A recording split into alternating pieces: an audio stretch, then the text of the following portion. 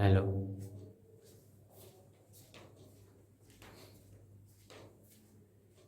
નમસ્કાર વિદ્યાર્થી મિત્રો. શ્રી સ્વામિનારાયણ વિદ્યાર્થી ભવન ટ્રસ્ટ સંચાલિત શ્રી SN વિદ્યાલયના ઈ લર્નિંગ પ્રોગ્રામમાં હું અશોક ચૌહાણ આપનું ફરીથી હાર્દિક સ્વાગત કરું છું. તો વિદ્યાર્થી મિત્રો, ગયા સેશનમાં આપણે ગુજરાતી વ્યાકરણ અને એ વ્યાકરણ અંતર્ગત અલંકારનો અભ્યાસ આરંભેલો અને તે અલંકારના મુખ્ય બે પ્રકારો, પ્રથમ તો શબ્દાલંકાર અને બીજો અર્થાલંકાર, તેના વિશે આપણે ટૂંકી માહિતી મેળવેલી. અને ત્યારબાદ આપણે એ અલંકારમાંના બે પ્રકારમાંનો પ્રથમ પ્રકાર એટલે કે શબ્દાલંકાર અને એ શબ્દાલંકારના પ્રથમ પેટા પ્રકાર એટલે કે વર્ણાનુપ્રાસ, જેને વર્ણ સગાઈ અલંકાર તરીકે પણ ઓળખવામાં આવે છે, તેના વિશે આપણે વિગતે અભ્યાસ કરી ગયા. તો વિદ્યાર્થી મિત્રો, આજના આપણા આ સેશનમાં આપણે શબ્દાલંકાર એના પેટા પ્રકારનો બીજો પેટા પ્રકાર એટલે કે શબ્દાનુપ્રાસ કે જેને યમક અલંકાર તરીકે પણ ઓળખવામાં આવે છે તેના વિશે, અને ત્યારબાદ એનો ત્રીજો પ્રકાર એટલે કે પ્રાસ સાંકળી અલંકાર કે જેને આંતરપ્રાસ અલંકાર તરીકે પણ ઓળખવામાં આવે છે. આ બંને પેટા પ્રકાર વિશે આપણે ઉદાહરણ સહિત અભ્યાસ કરીશું. તો વિદ્યાર્થી મિત્રો, આજના સેશનની શરૂઆત કરીએ. આપણે ભણવા જઈ રહ્યા છીએ શબ્દાલંકારના પેટા પ્રકારનો આ બીજો પ્રકાર એટલે કે શબ્દાનુપ્રાસ અલંકાર. વિદ્યાર્થી મિત્રો, હવે આપણે અગાઉ જે પ્રથમ પેટા પ્રકાર જોઈ ગયા વર્ણાનુપ્રાસ એટલે કે વર્ણ સગાઈ અલંકાર, તો આ અલંકારને આપણે વ્યાખ્યાબદ્ધ જોયો અને તેના ઉદાહરણ પણ જોયા. તો એને ટૂંકમાં યાદ કરાવી દઉં તો જે અલંકારમાં અથવા તો કોઈ પણ કાવ્યની પંક્તિ હોય કે પછી કોઈ પણ વાક્ય હોય, એ કાવ્ય પંક્તિ કે વાક્યમાં કોઈ એક જ વર્ણનું બે કે બેથી વધારે વાર પુનરાવર્તન થાય અને જે વર્ણોનો પ્રાસ, વર્ણોનો નાદ રચાય, ત્યારે જે અલંકાર બને તેને વર્ણાનુપ્રાસ અલંકાર કહેવાય. જેમ કે સૌથી છેલ્લું ઉદાહરણ મેં તમને આપેલું કે કાગડાએ કાગડીને કહ્યું કે કા કા કેમ કરચ. તો વિદ્યાર્થી મિત્રો, આ ઉદાહરણને આપણે વાંચ્યું અને સાંભળ્યું અને એ દરમિયાન આપણા કાને એક જ વર્ણ એટલે અક્ષર વધારે વખત કાને પડ્યો એટલે કે ક. ફરીવાર ઉદાહરણ દોહરાવું છું. કાગડાએ કાગડીને કહ્યું કે કા કા કેમ કરચ. એટલે કે આ સમગ્ર વાક્યમાં એકમાત્ર ક વર્ણ છે એ બે થી વધારે વાર પુનરાવર્તન પામ્યો અને જેનાથી એક પ્રાસનું, એક નાદનું સૌંદર્ય ઉદ્ભવ્યું. માટે આવા અલંકારને વર્ણ સગાઈ કે વર્ણાનુપ્રાસ અલંકાર કહેવાય. હવે આપણે આ શબ્દાલંકારના જ બીજા પેટા પ્રકાર તરફ આગળ વધીશું. તો મેં અગાઉ જણાવ્યું તેમ આપણે જે પેટા પ્રકાર ભણવાનો છે તે શબ્દાનુપ્રાસ અલંકાર છે, જેને યમક અલંકાર તરીકે પણ ઓળખવામાં આવે છે. હવે આ અલંકારને આપણે કઈ રીતે ઓળખીશું, એને કઈ રીતે સમજીશું? તો સૌપ્રથમ તો આપણે તેની વ્યાખ્યા જોવી જોઈએ. તો તમને વ્યાખ્યા જણાવું અને એને સમજાવું, ત્યારબાદ તેના ઉદાહરણ આપું. તો શબ્દાનુપ્રાસ અલંકાર એટલે શું? શબ્દાનુપ્રાસ અલંકાર કોને કહેવાય? એને યમક અલંકાર તરીકે પણ ઓળખવામાં આવે છે, જે બાબત તમારે ખાસ યાદ રાખવાની છે. તો વ્યાખ્યા જણાવું છું કે જ્યારે કોઈ પણ એક શબ્દ કે શબ્દખંડ જો વિદ્યાર્થી મિત્રો વ્યાખ્યા અને એના શબ્દોને ખાસ સમજજો. વાક્યમાં કે પંક્તિમાં જ્યારે કોઈ એક શબ્દ કે એક શબ્દખંડ એટલે કે શબ્દનો એક ભાગ એક શબ્દ કે શબ્દખંડના સમાન ઉચ્ચારનું એટલે કે એક સરખા ઉચ્ચારનું વાક્યમાં કે પંક્તિમાં પુનરાવર્તન થાય. જ્યારે કોઈ એક શબ્દ કે શબ્દખંડના સમાન ઉચ્ચારનું એક પંક્તિમાં કે વાક્યમાં પુનરાવર્તન થાય અને તેને કારણે કાવ્યમાં જે ચમત્કૃતિ કે નાદ સૌંદર્ય નિપજે ત્યારે તે શબ્દાનુપ્રાસ અલંકાર બન્યો કહેવાય. એટલે કે ત્યારે તે યમક અલંકાર બન્યો કહેવાય. પણ વિદ્યાર્થી મિત્રો યાદ રાખજો કે દરેક સરખા ઉચ્ચાર ધરાવતો શબ્દ છે જે અલગ અલગ જગ્યાએ આવે છે તે દરેક જગ્યાએ તેનો અલગ અલગ અર્થ ઉદ્ભવે છે. એટલે કે જે વાક્યમાં કે જે પંક્તિમાં એક શબ્દ આવ્યો છે કે શબ્દનો એક ખંડ આવ્યો છે એ શબ્દ કે શબ્દખંડના સમાન ઉચ્ચારથી જે નાદ સૌંદર્ય જન્મે છે, વાક્યમાં કે પંક્તિમાં જે ચમત્કૃતિ સધાય છે, તેના કારણે જ તે શબ્દાનુપ્રાસ એટલે કે શબ્દોનો પ્રાસ રચાય છે. એટલે તે શબ્દાનુપ્રાસ અલંકાર કહેવાય છે. પણ દરેક અલગ અલગ જગ્યાએ આવતો શબ્દ ભલે ઉચ્ચાર સમાન ધરાવતો હોય પણ એ દરેક અલગ અલગ જગ્યાએ આવતો સમાન શબ્દ તેનો ભિન્ન ભિન્ન અર્થ છે એ ધરાવતો હોય છે. જોઈએ આગળ ઉદાહરણ સહિત. પ્રથમ તો આપણે એને વિગતે ભણીશું.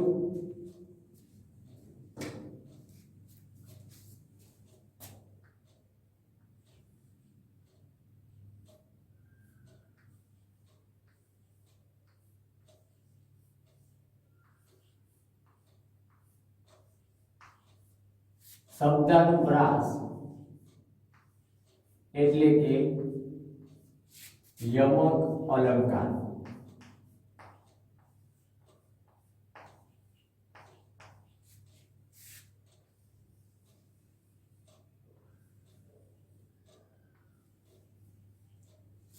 વિદ્યાર્થી મિત્રો મેં તમને આ અલંકારની વ્યાખ્યા જણાવી. અહીંયા બોર્ડ પર એ વ્યાખ્યાને લખું છું કે જ્યારે કોઈ એક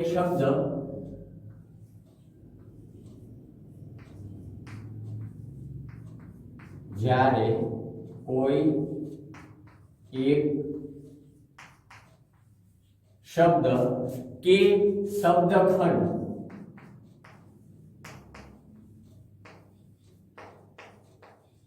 ના સમાન ઉચ્ચારનું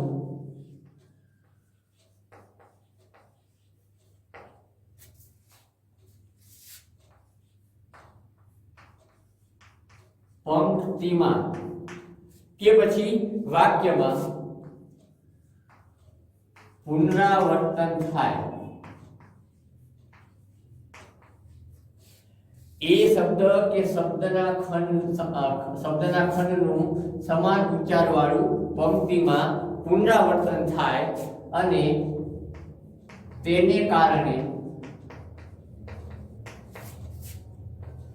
પંક્તિ, વાક્ય કે કાવ્યમાં ચમત્કૃતિ કે નાદ સૌંદર્ય, નાદ એટલે અવાજ, નિપજે ત્યારે શબ્દાનુપ્રાસ એટલે કે યમક અલંકાર થયો કહેવાય.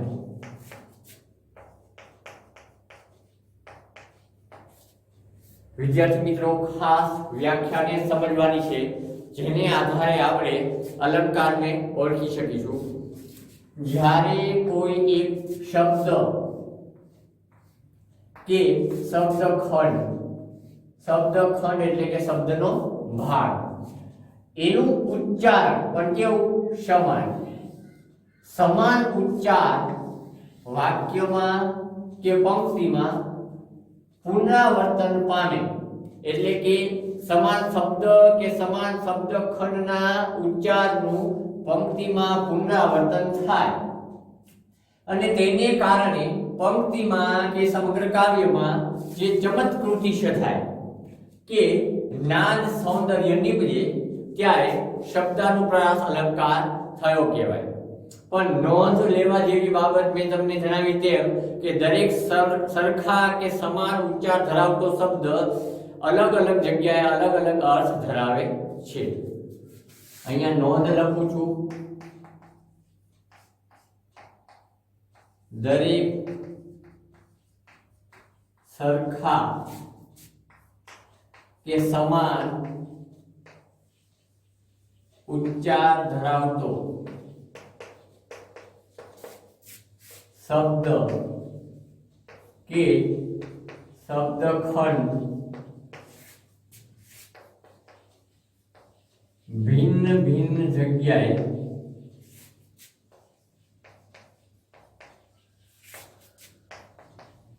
ભિન્ન અર્થ ધરાવે, એટલે કે સમાન ઉચ્ચાર વાળો આવતો શબ્દ અલગ અલગ જગ્યાએ તેનો અલગ અર્થ ધરાવતો હોય છે. વિદ્યાર્થી મિત્રો, આ અલંકારને સમજવા માટે તમને ઉદાહરણ આપું તો ઉદાહરણ અહીંયા પ્રથમ ઉદાહરણ તમને જણાવું તો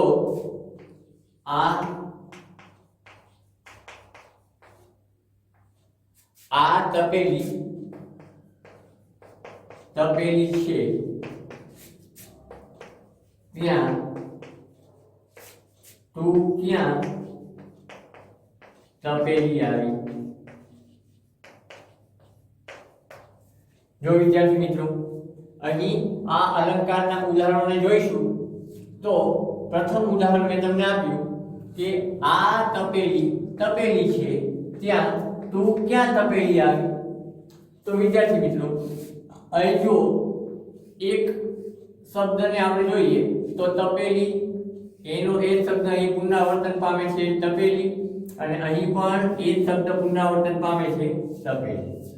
હવે વ્યાખ્યાને ફરીવાર જુઓ તો જ્યારે કોઈ એક શબ્દ કે શબ્દનો ભાગ એ શબ્દખંડ ના સમાન ઉચ્ચારનું પંક્તિમાં પુનરાવર્તન થાય તો અહીંયા એક શબ્દ છે એ શબ્દનું પંક્તિમાં પુનરાવર્તન થાય છે અને તેને કારણે આ પંક્તિમાં ચમત્કૃતિ એટલે કે નાદ સૌંદર્ય નીપજ્યું.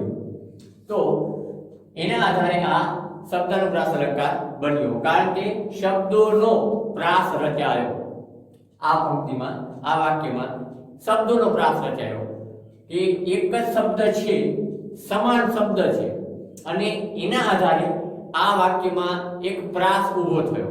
પણ મેં અહીં તમને નોંધ જણાવી એમ કે દરેક સરખા અથવા તો સમાન ઉચ્ચાર ધરાવતો શબ્દ કે શબ્દનો ભાગ અલગ અલગ જગ્યાએ અલગ અર્થ ધરાવે. હવે આ વાક્યને સમજીએ કે આ વાક્યમાં આપણને જે વાત સમજાવવામાં આવી છે તે વાતને સમજો કે આ તપેલી છે, એટલે કે આ તપેલી એટલે કે એક વાસણ, એક પાત્ર, એ તપેલી છે. તપેલું એટલે ગરમ છે. આ તપેલી ગરમ છે, ત્યાં તું ક્યાં તપેલી આવી, એટલે કે તું ક્યાં ગુસ્સે થઈ આવી. તો વિદ્યાર્થી મિત્રો, અહીં આ વાક્યમાં રહેલો સમાન શબ્દ અલગ અલગ જગ્યાએ આવે છે, પણ દરેક જગ્યાએ તેનો અલગ અર્થ ધરાવે છે. કે આ પાત્ર ગરમ છે, ત્યાં તું ક્યાં ગુસ્સામાં આવી. પણ સમાન શબ્દ છે છતાં એનો દરેક જગ્યાએ અર્થ અલગ છે. આમ વાક્યમાં કે પંક્તિમાં સમાન શબ્દ કે સમાન શબ્દનો ખંડ સમાન ઉચ્ચાર ધરાવતો હોય ત્યારે જે નાદ સૌંદર્ય કે ચમત્કૃતિ સદાય ત્યારે તે શબ્દાનુપ્રાસ અલંકાર બને. અને નોંધવાની બાબત એ કે દરેક સમાન ઉચ્ચાર ધરાવતો શબ્દ કે શબ્દનો ખંડ અલગ અલગ જગ્યાએ તેનો અલગ અર્થ ધરાવે. બીજું ઉદાહરણ, જવાની તો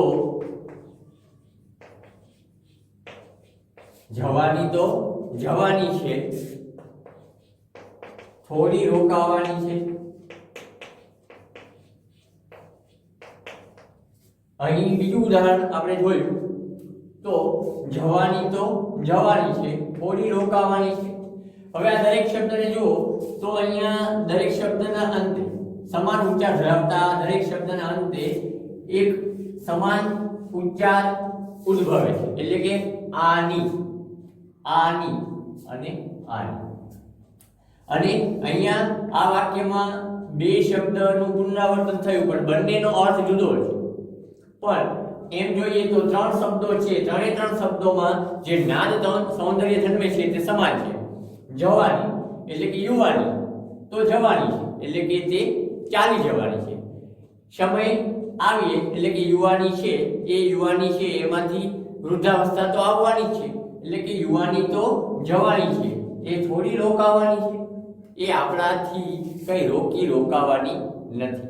આમ આ ઉદાહરણમાં પણ સમાન ઉચ્ચારવાળા આ શબ્દો છે એ દરેક જગ્યાએ પોતાનો અલગ અર્થ જન્માવે છે.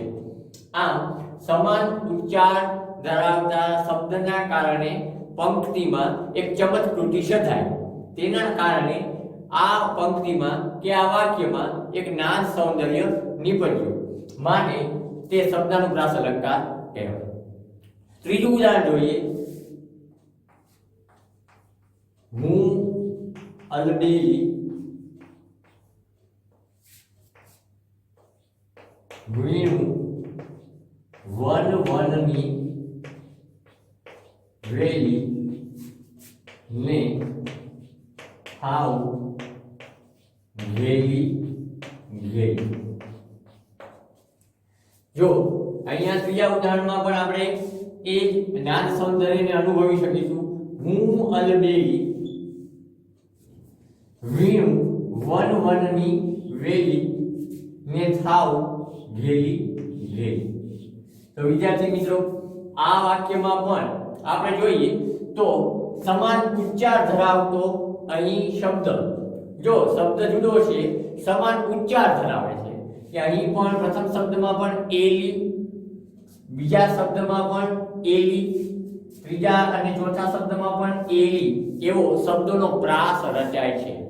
હું અલબેલી વીણું વનની વેલી ને થાવ ઘેલી. એટલે કે અહીં દરેક જગ્યાએ ભલે ભિન્ન શબ્દો છે કે શબ્દોના ખંડ છે, પણ દરેક જગ્યાએ એક ખંડનું કે શબ્દોનું ઉચ્ચારણ કરતી વખતે એક પ્રકારનું સમાન નાદ સૌંદર્ય કે ચમત્કૃતિ સધાય છે. માટે તે શબ્દાલંકારના પેટા પ્રકાર એટલે કે શબ્દાનુપ્રાસ એટલે કે યમક અલંકાર બને છે. ત્યારબાદ આગળ ઉદાહરણ જોઈએ તો સુલતાનના મોકલ્યા બે મિયા ગુલતાનમાં મુલતાન જતા હતા. અહીં દરેક જગ્યાએ ભિન્ન શબ્દ અને એનું ઉચ્ચારણ છે સમાન છે, જેના આધારે નાદ સૌંદર્ય જન્મે છે. સુલતાન, ગુલતાન અને મુલતાન.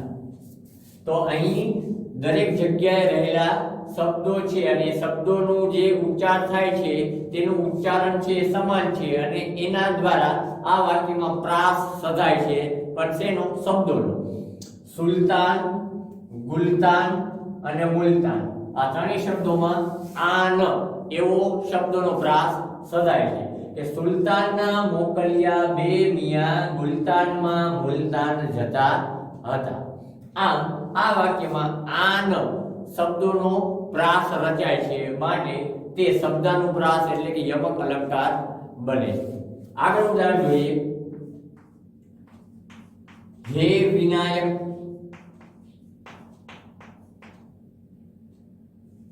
હું ગાયક નથી તારી સ્તુતિને લાયક।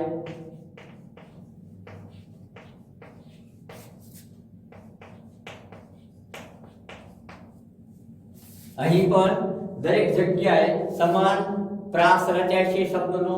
હે વિનાયક અહીંયા આયક, હું ગાયક અહીં પણ આયક, અને લાયક અહીં પણ આયક, એટલે કે વિનાયક, ગાયક અને લાયક આ ત્રણેય ભિન્ન શબ્દો છે, પણ તેનું ઉચ્ચારણ કરીએ ત્યારે એ શબ્દોનો પ્રાસ છે સમાન રચાય છે, માટે તે શબ્દાનુપ્રાસ એટલે કે યમક અલંકાર બને છે। ત્યાર પછી આગળ ઉદાહરણ જોઈએ તો ગયો ગુમાની ન આવ્યો આત્મજ્ઞાની ખોટી પડી મારી જુબાની। તો આ વાક્ય તપાસો તો આ વાક્યમાં પણ ગયો ગુમાની, તો અહીંયા આની, ન આવ્યો આત્મજ્ઞાની અહીં પણ આની, અને ખોટી પડી મારી જુબાની અહીં પણ આની।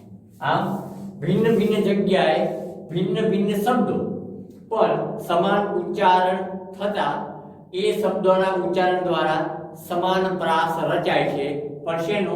શબ્દોનો, માટે તે શબ્દાનુપ્રાસ અલંકાર કહેવાય। ત્યારબાદ આગળ ઉદાહરણ જોઈએ તો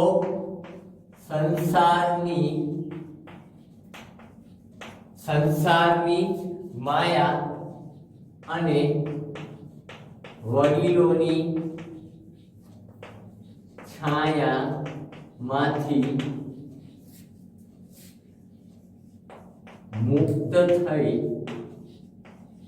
એની કાયા।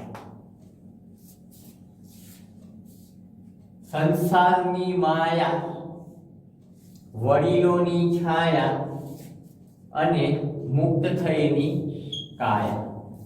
તો આમ જોઈએ તો આ વાક્યમાં પણ ભિન્ન ભિન્ન જગ્યાએ ભિન્ન ભિન્ન શબ્દો છે અને દરેકના અર્થ પણ અલગ છે, પણ તે શબ્દોનો જે ઉચ્ચારણ કરતા સમાન પ્રાસ સજાય છે, એટલે કે અહીં પણ માયા મ અને એમાં ભળેલો પ્રાસ આયા, છ આયા, ક આયા, એટલે કે આયા આયા અને આયા। આમ જોઈએ તો શબ્દો છે માયા, છાયા અને કાયા। આમ સમાન પ્રાસ રચાય છે, માટે તે શબ્દાનુપ્રાસ અલંકાર બને છે। ત્યારબાદ આપણે આગળ ઉદાહરણ જોઈએ તો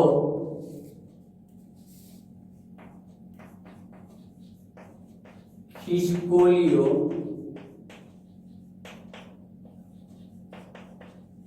ખેલિયા કરે અંધકારને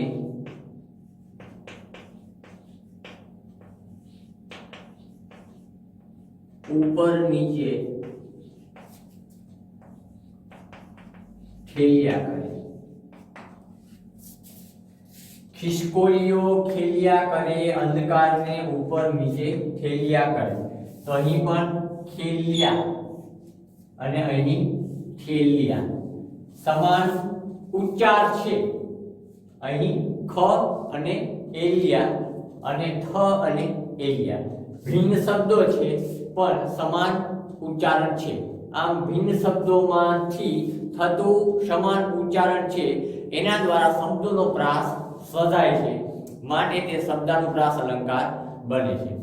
ત્યારબાદ આગળ જોઈએ તો નવું ઉદાહરણ આ તે સા તુજ હાથ સુરત સોનાની મૂરત। આ તે સા તુજ હાથ સુરત સોનાની મૂરત, તો અહીં સુરત શબ્દ અને અહીં મૂર્ત શબ્દ. તો બંને શબ્દો ભિન્ન છે અને બંનેનો અર્થ પણ ભિન્ન છે, પણ એમાં શબ્દોનું ઉચ્ચારણ થતા જે શબ્દોનો જે પ્રાસ સધાય છે અત અને અત, એટલે શબ્દાનુપ્રાસ અલંકાર બને છે. ત્યારબાદ નવું ઉદાહરણ જોઈએ તો જાંબાળા, ખોપાળા, તગડીને ભળી ને ભાવનગર. વિદ્યાર્થી મિત્રો, ધોરણ 10 ના જૂના અભ્યાસક્રમ નો એક ગદ્ય છે છકડો. એ છકડો ગદ્યનું આ ઉદાહરણ છે. જાંબાળા, ખોપાળા, તગડીને ભળી ને ભાવનગર. તો અહીં શબ્દોનો પ્રાસ રચાય છે. અહીંયા જાંબાળા અને ખોપાળા, તો આળા આળા, તગડી ને ભળી, તો હરી અને અળી. આમ જે વાક્યમાં કે જે પંક્તિમાં સમાન ઉચ્ચારણ ધરાવતા શબ્દોના આધારે પ્રાસ સધાય, કે વાક્યમાં કે પંક્તિમાં જે ચમત્કૃતિ સધાય કે જે નાદ સૌંદર્ય નીપજે, ત્યારે બનતો અલંકાર શબ્દાનુપ્રાસ અલંકાર, કે જેને યમક અલંકાર તરીકે પણ ઓળખવામાં આવે છે, તે બને છે.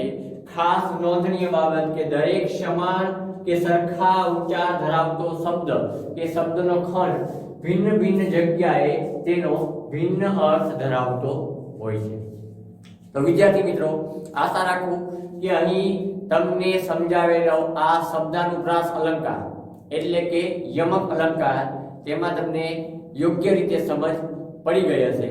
હવે અગાઉ જણાવ્યું તેમ આના પછીનો એટલે કે શબ્દાલંકારનો ત્રીજો પેટા પ્રકાર આપણે આંતરપ્રાસ એટલે કે પ્રાસ સાંકળી અલંકાર જોઈએ.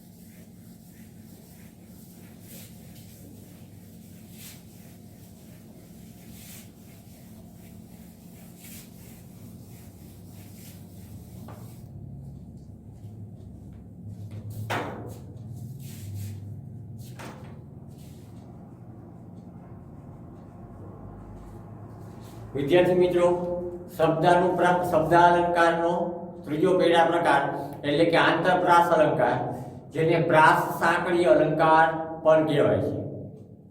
તો આંતરપ્રાસ અલંકાર અથવા તો તેને પ્રાસ સાંકળી અલંકાર કેમ કહેવાય છે, એ અલંકારને આપણે કઈ રીતે ઓળખીશું? તો વિગતે તેની વ્યાખ્યા જોઈએ કે કોઈ પણ પંક્તિ હોય કે કોઈ પણ કાવ્ય હોય કે પછી એ કાવ્યની પંક્તિ કે કોઈ પણ વાક્ય હોય, એ પંક્તિના બે ચરણમાંના પહેલા ચરણનો અંતિમ શબ્દ, એટલે કે કોઈ પણ કાવ્ય પંક્તિ હોય, એ કાવ્ય પંક્તિના બે ચરણ, અને એ બે ચરણમાંનું પહેલું ચરણ અને એ પહેલા ચરણનો અંતિમ એટલે કે છેલ્લો શબ્દ, અને બીજા ચરણનો પ્રથમ એટલે કે પહેલો શબ્દ, આ બંને પ્રથમ ચરણનો છેલ્લો અને બીજા ચરણનો પહેલો શબ્દ, આ બંને વચ્ચે જ્યારે પ્રાસ રચાય ત્યારે આંતરપ્રાસ અલંકાર કે પ્રાસ સાંકળી અલંકાર બને.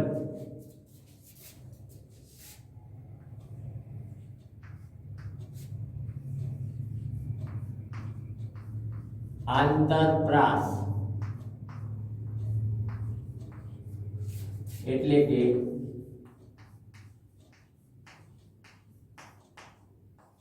પ્રાસ સાંકળી અલંકાર.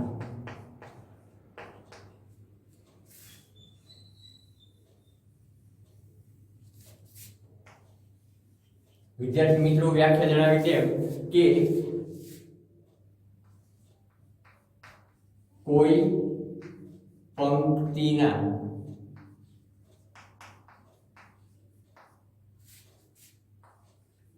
બે ચરણમાંના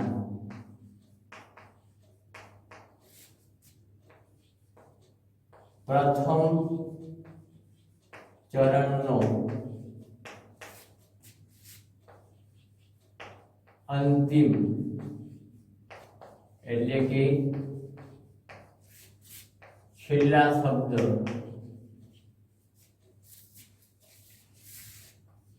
અને બીજા ચરણના પ્રથમ એટલે કે પહેલા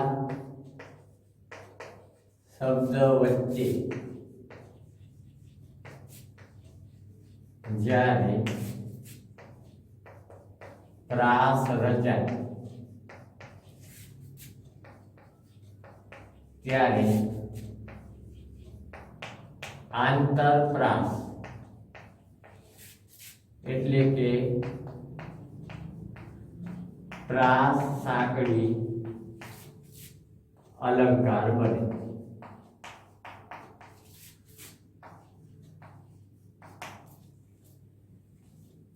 જ્યારે કોઈ પણ પંક્તિ એ પંક્તિના બે ચરણમાંના પહેલા ચરણના અંતિમ શબ્દ એટલે કે પહેલું ચરણ છે એ પહેલા ચરણનો છેલ્લો શબ્દ અને બીજા ચરણના પહેલા શબ્દ વચ્ચે જ્યારે પ્રાસ રચાય ત્યારે તે આંતરપ્રાસ એટલે કે પ્રાસ સાંકળી અલંકાર બને. વિદ્યાર્થી મિત્રો, ફરી પાછું તમને એ જ બાબતને એક ઉદાહરણથી સમજાવું તો એક આ કડી છે, એ કડી ની સાથે બીજી કડી જોડીએ ત્યારે બંને કડી છે એ મળે છે. એટલે કે આ પ્રથમ કડી છે એનો આ છેલ્લો ભાગ અને આ બીજી કડી છે એનો પહેલો ભાગ, એ બંને વચ્ચે એક પ્રકારની સાંકળ રચાય છે, બંનેનું ત્યાં જોડાણ થાય છે ત્યારે તે સાંકળ બને છે. એટલે કે પ્રથમ કડી છે એ કડીનો છેલ્લો ભાગ અંતિમ ભાગ અને બીજી કડી છે એનો પહેલો એટલે કે પ્રથમ ભાગ, એ બંને જોડાય છે ત્યારે એક સાંકળ રચાય છે. આમ આપણે જે અલંકાર ભણી રહ્યા છીએ તે આંતરપ્રાસ એટલે કે અહીં આંતર એટલે કે મધ્ય, તો અહીંયા આપણે જોઈએ છીએ તેમ મધ્ય ભાગમાં સાંકળ રચાય. તો આપણે જે અલંકાર ભણીએ છીએ આંતરપ્રાસ અલંકાર એટલે કે પ્રાસ સાંકળી અલંકાર, કે કોઈ પણ પંક્તિ હોય કાવ્યની, એ કાવ્યની પંક્તિના જે બે ચરણ છે એ બે ચરણમાંના પ્રથમ ચરણનો છેલ્લો શબ્દ અને બીજા ચરણમાંનો પહેલો શબ્દ એ બંને એકબીજાની સાથે પ્રાસથી જોડાય ત્યારે આંતરપ્રાસ અલંકાર એટલે કે તેની મધ્યે જે પ્રાસ રચાય છે ત્યારે તે આંતરપ્રાસ એટલે કે પ્રાસની સાંકળ રચાય છે એટલે તેને પ્રાસ સાંકળી અલંકાર કહેવાય. ઉદાહરણ જોઈએ તો પ્રથમ ઉદાહરણ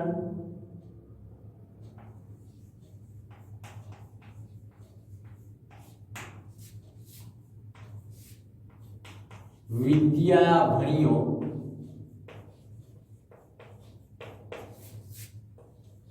જેહ તેહ ઘેર વૈભવ રૂડ. તો વિદ્યાર્થી મિત્રો, જો અહીં મેં તમને સમજાવ્યું તેમ કે કોઈ પણ પંક્તિના બે ચરણમાંના પ્રથમ ચરણનો અંતિમ, તો અહીં આ પંક્તિ છે એનું પ્રથમ ચરણ અહીં પૂરું થાય છે, અહીં આ પંક્તિનું પ્રથમ ચરણ પૂર્ણ થાય છે અને એ પ્રથમ ચરણનો છેલ્લો શબ્દ એટલે કે જેહ અને બીજું ચરણ છે એનો પહેલો શબ્દ એટલે કે અહીંથી બીજું ચરણ શરૂ થાય છે એનો પહેલો શબ્દ તેહ, એ બંને વચ્ચે પ્રાસ રચાય છે, એ બંને વચ્ચે પ્રાસ રચાય છે. એટલે કે આ સમગ્ર પંક્તિ છે એ સમગ્ર પંક્તિની વચ્ચે આંતર એટલે કે મધ્યમાં શબ્દોનું ઉચ્ચારણ થતા પ્રાસ રચાય છે, એટલે એને આંતરપ્રાસ અલંકાર કહેવાય છે, અથવા તો તેને પ્રાસ સાંકળી. અહીં પ્રાસની સાંકળ રચાય છે એટલે તેને પ્રાસ સાંકળી અલંકાર કહેવાય. વિદ્યા ભણ્યો જેહ તેહ ઘેર વૈભવ રૂડો, એટલે કે જેહ અને તેહ શબ્દો દ્વારા પ્રાસ સધાયો માટે તેને પ્રાસ સાંકળી અલંકાર કહેવાય. પણ ક્યાં સધાયો પ્રાસ? તો મધ્યમાં, આંતરમાં, એટલે કે પ્રાસની સાંકળ રચાય માટે તેને આંતરપ્રાસ અલંકાર કહેવાય. બીજું ઉદાહરણ જોઈએ.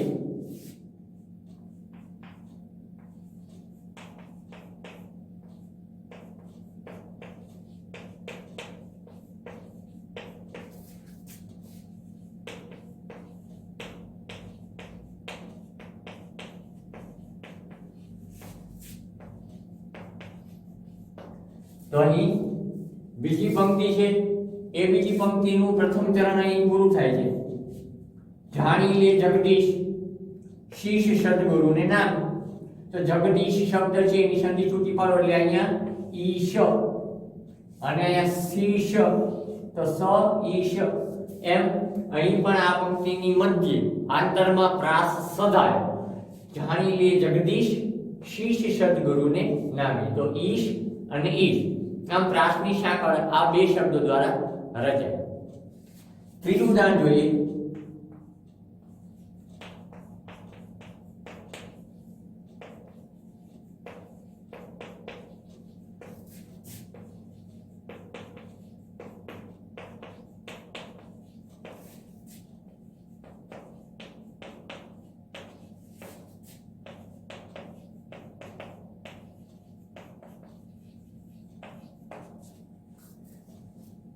મહેતાજી નિશાએ આવ્યા.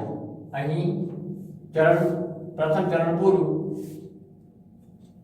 લાવ્યા પ્રસાદને કર્યો ઓછો. તો અહીં આવ્યા અને અહીં બીજા ચરણનો પ્રથમ શબ્દ લાવ્યા, આ બંને વચ્ચે પ્રાસ સધાયો, પણ ક્યાં? આંતરમાં, એટલે કે મધ્યમાં, એટલે આંતરપ્રાસ અલંકાર કહેવાય. મહેતાજી નિશાએ આવ્યા અને લાવ્યા પ્રસાદને કર્યો ઓછો, એટલે ઉત્સવ થાય. ત્યારબાદ ચોથું ઉદાહરણ જોઈએ.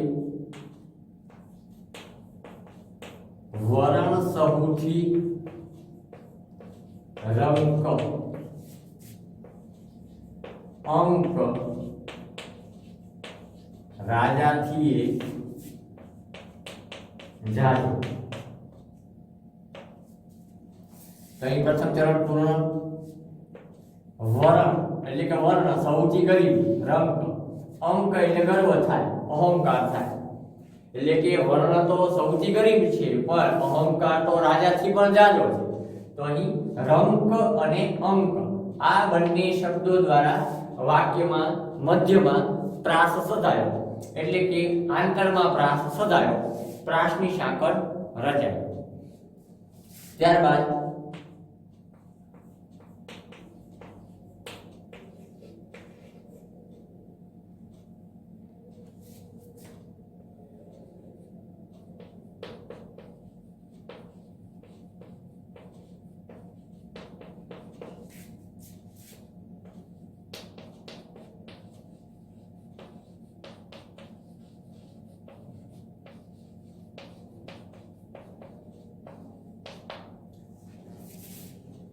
હરિના જન તો મુક્તિ ન માગે, માગે જન્મો જન્મ અવતાર. અહીં પ્રાસ સધાય છે. પ્રથમ ચરણનો છેલ્લો શબ્દ માગે અને બીજા ચરણનો પહેલો શબ્દ પણ માગે. શબ્દ પણ સમાન છે અને પ્રાસ સરખો છે. હરિના જન તો મુક્તિ ન માગે, માગે જન્મો જન્મ અવતાર. એટલે કે અહીં પણ બંને સમાન શબ્દોના સમાન ઉચ્ચારણ દ્વારા શબ્દોનો પ્રાસ સધાયો. ત્યારબાદ ઉદાહરણ જોઈએ. ઘેર પધાર્યા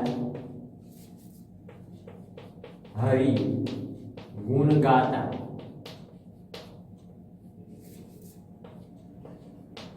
વાતા તાલ શંખ ને મૃદંગ. તો તો અહીં આ વાક્યનું પ્રથમ ચરણ અહીં પૂરું અને અહીંથી બીજું ચરણ શરૂ. ઘેર પધાર્યા હરિગુણ ગાતા. પ્રથમ ચરણનો અંતિમ અને બીજા ચરણનો પ્રથમ એટલે કે વાર્તા. ગાતા અને વાર્તા આ બંને શબ્દો દ્વારા પણ શબ્દોનો પ્રાસ સધાયો, પણ ક્યાં? પંક્તિની મધ્યે, માટે તે આંતરપ્રાસ અલંકાર કહેવાય. ત્યારબાદ પ્રેમ પદાર્થ અમો પામીએ વામીએ જન્મ મરણ જંજાળ. આ પંક્તિમાં પણ પંક્તિનું પ્રથમ ચરણ અહીં પૂર્ણ થાય છે અને અહીંથી બીજું ચરણ શરૂ થાય છે. પ્રેમ પદાર્થ અમો પામીએ વામીએ જન્મ મરણ જંજાળ. તો અહીં પંક્તિની મધ્યે એટલે કે પ્રથમ ચરણનો છેલ્લો અને બીજા ચરણનો પહેલો, પામી અને વામીએ આ બંને શબ્દો દ્વારા પ્રાસ રચાયો, આંતરપ્રાસ મધ્યમાં પ્રાસ રચાયો, માટે તે આંતરપ્રાસ કે પ્રાસ સાંકળી અલંકાર કહેવાય. ત્યારબાદ આગળનું ઉદાહરણ જોઈએ તો વાપરીએ વિચારીને વાણી પાણી પણ એમ જ વેતે વેતે. આ વાક્યનું પ્રથમ ચરણ અહીં પૂર્ણ. વાપરીએ વિચારીને વાણી એટલે ભાષા, અને એ જ રીતે એટલે કે કાળજીપૂર્વક પાણી પણ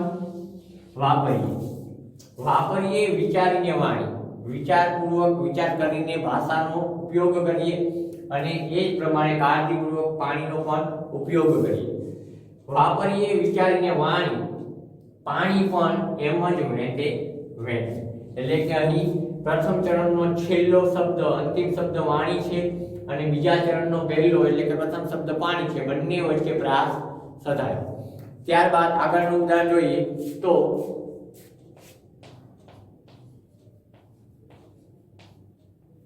ભયની ભુજાને કાયા નથી વળી સંશયને પાર. ભયની ભુજાને કાયા નથી વળી સંશયને પાર. અહીં પ્રથમ ચરણ પૂરું. પ્રથમ ચરણનો અંતિમ શબ્દ નથી અને બીજા ચરણનો પ્રથમ શબ્દ પણ નથી. બંને સમાન શબ્દો અને એનું ઉચ્ચારણ પણ સમાન અને એ પણ પંક્તિની મધ્યમાં એટલે કે આંતરમાં, એટલે કે અહીં આંતરપ્રાસ અલંકાર બન્યો. ત્યારબાદ કામિનીને મન નેહ દેહે શોભા દેનારી. તો આ પંક્તિને જોઈશું તો એ પંક્તિમાં પણ પ્રથમ ચરણ છે અહીં પૂર્ણ થાય છે. પ્રથમ ચરણનો અંતિમ શબ્દ નેહ અને બીજા ચરણનો પ્રથમ શબ્દ દે, એ બંને વચ્ચે પ્રાસ સધાયો એટલે કે પંક્તિની મધ્યમાં પ્રાસ સધાયો એટલે આંતરપ્રાસ અલંકાર બન્યો. તો વિદ્યાર્થી મિત્રો, અહીં આપણે સૌપ્રથમ આપણે શબ્દાનુપ્રાસ અલંકાર એટલે કે તેને યમક અલંકાર કહેવાય છે, અને ત્યારબાદ આજના સેશનનો બીજો અલંકાર એટલે કે આંતરપ્રાસ અલંકાર એટલે કે જેને પ્રાસ સાંકળી અલંકાર કહેવાય છે, જેની વિગતે જોયા. તો આશા રાખું કે અહીં મારા દ્વારા અપાયેલી આ બંને એટલે કે શબ્દાનુપ્રાસ જેને યમક અલંકાર કહેવાય છે અને આંતરપ્રાસ જેને પ્રાસ સાંકળી અલંકાર કહેવાય છે, આ બંને અલંકારોની તમને સંપૂર્ણ સમજૂતી મળી ગઈ હશે. અને ન સમજાય તો વિડીયો ફરીવાર નિહાળવા વિનંતી કરું છું. મને વિશ્વાસ છે કે આપને મારા દ્વારા અપાયેલી અને આ ઉદાહરણો દ્વારા મળેલી સમજૂતી છે એ ચોક્કસ સમજાઈ જશે. તો વિદ્યાર્થી મિત્રો, હવે પછી નવા સેશનમાં મળીશું નવા અલંકાર સાથે. આગળ વધતા રહો, મહેનત કરતા રહો, તંદુરસ્ત રહો. નમસ્કાર.